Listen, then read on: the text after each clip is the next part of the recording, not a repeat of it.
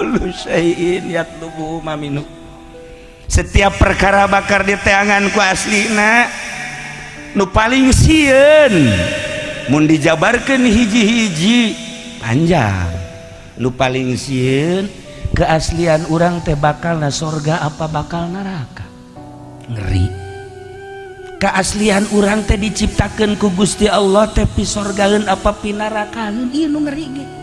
Yatlubuhu minhu, gerak urang jadi naon bae ge lamun pi sorgaeun mah bakal positif bae.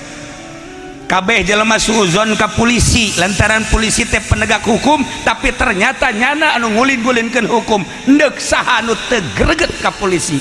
Tapi teu sakabehna polisi lamun diciptakeunna polisi bakal pi sorgaeun, atuh polisina ge di masjid bae, atuh teu dinas-dinas cenah di masjid bae lantaran pamajikanna galak.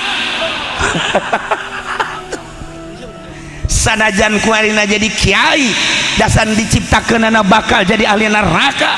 Ih kiai ge hiji lamun diondang kuno susah dilok daek. Percis kos Ki Jamal tadi ngomong.